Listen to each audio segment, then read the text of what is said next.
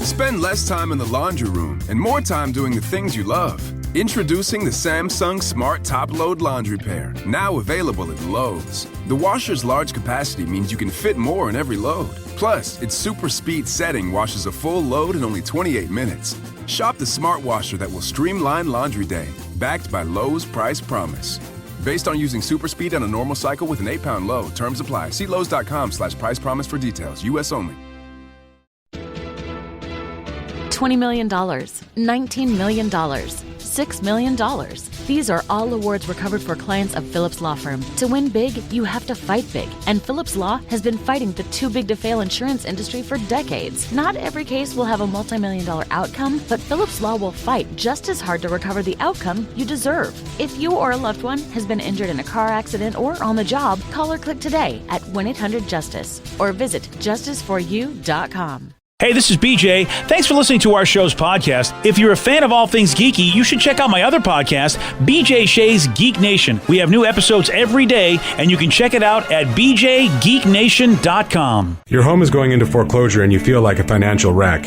You don't know where to turn for accurate information. I'm bankruptcy attorney Travis Gagne. Let's talk about some legal options. If we work quickly, we can propose a plan to save your home, modify the loan, or in many cases even eliminate your second mortgage.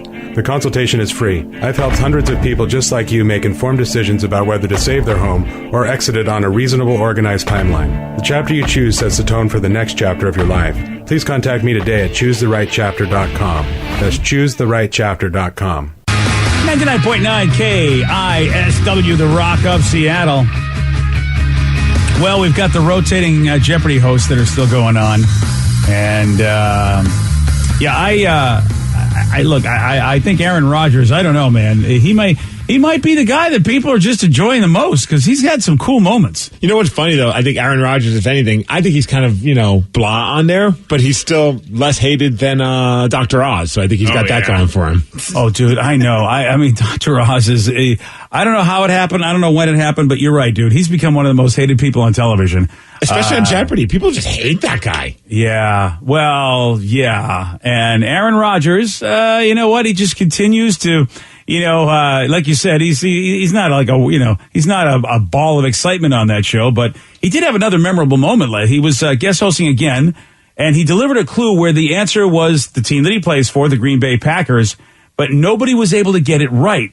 Then on the next clue, one of the contestants was able to get that one right. In the 1960s, these Midwesterners earned 5 NFL championship trophies. Green Bay Packers? Dennis, go again. Title for 600. They swept over the NBA, winning the title every year from 1959 to 1966. Eric? Or the Boston Celtics. Oh, you know that one, huh? Okay. Salty. Yeah, that's really good. I love it. That's hysterical. He's probably thinking, guys, come on, just guess my team. And they're probably like, we don't even know what team you're playing on, guy. I mean, we have no idea. Probably. Right. That is Who pretty are lame. you anyway? Yeah, that is pretty lame that nobody took a shot at the Packers. I mean, unless they are oblivious to the fact that that's who's guest hosting. But do you not? I mean, you think that smart people would know? Oh, this Aaron Rodgers guy. Who is he?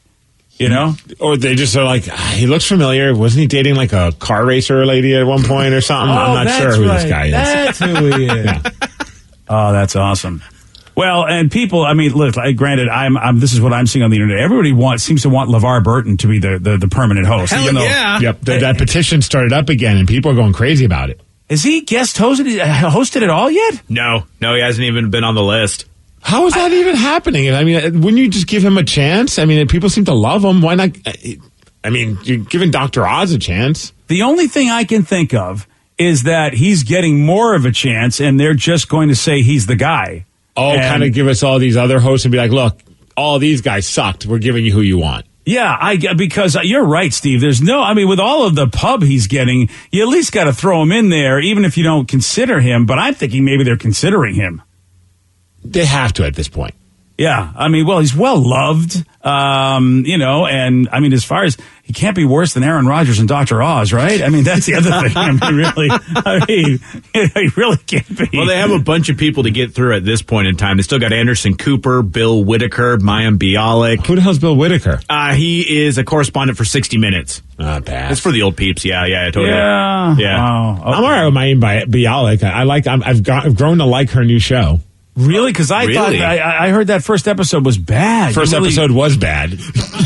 And you still stuck with it. Well, it was on the DVR and we didn't have any shows to watch. I know this pisses BJ off when I say things like that, but it was still on the DVR, so we watched episode 2. I'm like, yeah, you know what? The old guy's kind of funny. I'm starting to like her, and each episode it gets better. Oh, it grows on you then. Oh my God! Well, all right. Maybe I'll talk to my wife and see if we give it a shot. Then, if you're saying it's good, because we loved her on Big Bang Theory. So all I ask is don't say that I recommended it. Yeah, no, right. I can't. Well, believe me, I am just going to say, hey, I heard it gets better. I won't say from who, and she just will be like, I know who said it. Gets better. Then about 25 minutes later, she's like, did Steve suggest this? It just amazes me when you say to me, oh, we didn't have anything to watch on television, so we had to watch this. It's just my brain doesn't even know what to do with that. Well, if I forget to stop the recording on it, like the weekly recording, dude, we're pretty much a season through Kenan, and I don't think my wife or I like that show. And you're still watching it? Yeah, we keep hoping it's going to get better. It honestly has become the show we put on so that we could catch up on our phone. There you go. Okay. You know what I mean? It's like Fair. It's on. We're not just watching nothing, and it's not a children's show, so it's something better. And it's at least adult time.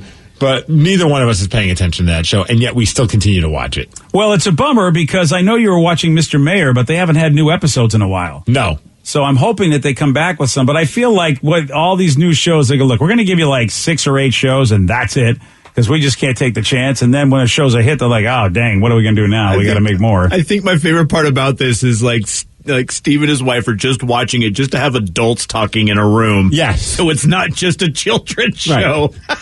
I don't even know. It's just so weird. It's not 3 turtles conspiring against a dog and a cat. So you know what? This is better than nothing. I guess if I said to you, Steve, I don't have any good music to listen to, so we just listen to and then just think of the worst band ever. And I go, well, Steve, it's on my, it's on my iPhone. What do you want me to do? And you'd be like, look, you've got YouTube Music. You could go do blah, blah, blah, blah, blah. But that requires effort, and then you have to invest some energy and time into paying attention, whereas we know what the hell's going on with Kenan. We're just not impressed, and it's on in the background. There you go. Isn't that something? They should market as that. Watch Kenan. It's a great show to play on your phone with.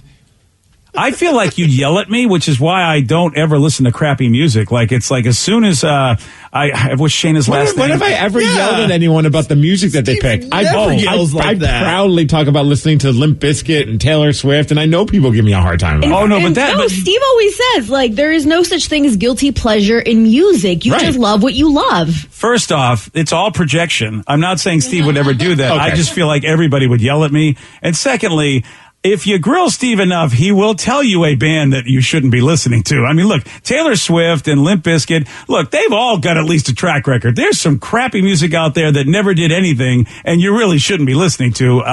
That's what I'm saying. I'm thinking of the worst that Steve could go, look, you just stop listening to that. You just can't listen. Like maybe Kevin Federline or something. I don't know. Something. Yeah, I'm trying to think of like an artist where I would be like, what is wrong with you? Like really, like, I mean, maybe Avril, but I'm joking. I can't think of any artist that I'm like. Yeah, I know. Oh, this is not them fighting there. Yeah, right. Yeah, I'm not sure if there's really an artist out there that I would be like upset with somebody if they were listening to them. But see, I judge you how you'd be with me by the way I judge you on television. So I just expect you're going to give me the same grief about music you never have. You're always really cool to everybody. I think the only way it's going to happen is if Pete Davidson puts out a rap album. Oh, yeah. Then at that point, I think Steve will actually go into BJ mode. Yeah, that could be it. Okay, good. Pete, get to work on it, brother. I might buy a physical copy of that record so I could break it. Nice. Oh, that'd be cool. Oh, that would be cool. Hey, good news for you, Steve. Busch Beer is making a beer for dogs. I know. I don't know. Yeah, Steve is going to fill us in. He's got the Migs Report for you at 6:19 on The Rock. BJ and Migs, mornings on The Rock, 99.9 KISW. Spend less time in the laundry room and more time doing the things you love.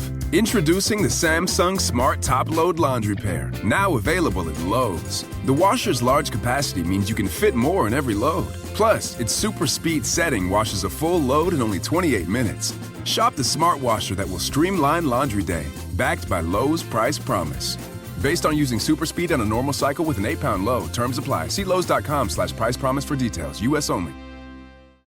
Everything is better electrified.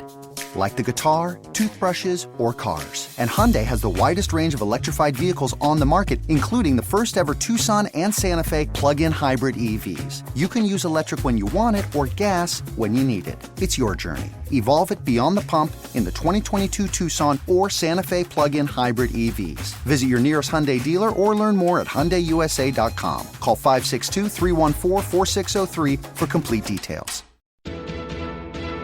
$20 million, $19 million, $6 million. These are all awards recovered for clients of Phillips Law Firm. To win big, you have to fight big. And Phillips Law has been fighting the too-big-to-fail insurance industry for decades. Not every case will have a multi-million-dollar outcome, but Phillips Law will fight just as hard to recover the outcome you deserve. If you or a loved one has been injured in a car accident or on the job, call or click today at 1-800-JUSTICE or visit justiceforyou.com. 99.9 KISW, The Rock of Seattle. Well informed on the issues of the day? Not this guy. Live from the KISW News Center in downtown Seattle, this is the Miggs Report. Well, thanks, you guys, and thanks to Whistle Workwear for giving us the Miggs Report. Oh, yeah. Still going strong, that amazing jingle. You're getting better. Thank you. Well, today is a very special day. Maybe go to Costco and get those praline pecans that they have, which is like crack in a bottle, because today is National Pecan or Pecan Day, depending on how you like to say it. Oh, pecan pie sounds wonderful. So does pecan pie. Yeah, either way. Also, but more importantly, even though he's not here with us, I think we have to do something nice for him. You know, Danny's currently not here. He's visiting his daughter, but today is his daughter's birthday. So happy birthday, Lily. Happy birthday. 7 years old and already more mature than her father. True is true. I don't know if you were there last night, but I was there for the birthday Eve celebration on Facebook Live. I saw it was happening. I was a little busy with my own child running around, so I was like, I'm not clicking on this. I don't want the pressure of them talking to me. You know, when it's a live video, you get nervous, like if you click on it because they see that you're watching. Oh, that's what happened is I accidentally clicked on it. I didn't mean to join. I knew it. But I accidentally clicked on it. I was like, well, now I can't leave. I saw you had some comments. You know, you can see comments, but like you can't expand them. And I was like, I bet you anything BJ accidentally clicked on it, and now he's stuck. Yeah, I was stuck there. And then we played a game, and it was a rotten game. We're supposed to guess Lily's favorite movie, and then she didn't even know. I was like, I'm out. You're like, you don't even know. You're being a games role person with a kid. Oh, I was. She was like, I was guessing some movies, and finally she goes, I don't even know my favorite movie. I'm like, you know what? I'm out. Okay. What kind of game is this? So did we ever get an answer? No, because she doesn't know what her favorite movie is, and I left. I mean, maybe it came up later, but at that point, it's like, I don't care if Danny sees me leave. I'm out of this game. Let's play the new fun game. Guess my favorite number. Yeah, exactly. And, then she doesn't know what her favorite number is. Exactly. Well, I was just like, I was done. Well, you know what? Happy birthday, kid. Now leave me alone. My parents are on the phone. They'd like to wish a happy birthday to young Lily. Happy birthday to you. Happy birthday to you. Happy birthday, dear Lily. Happy birthday to you. We love you. Happy birthday. Hugging kisses. Love you. Love you. Wow, even Dad loves her. That's rare. Yeah, that is very rare. Well, happy birthday, Lily. This is, I mean, I would chalk this up to the why do we need this department of the Miggs Report, because apparently Busch Beer have decided, you know what, we don't want to just make beer for humans. We now want to make beer for dogs. There we go. They want to hire a dog as their new CTO. Oh, yeah? The chief tasting officer. Okay. To try their, thankfully, non-alcoholic beer for dogs called Dog's Brew, or Dog Brew.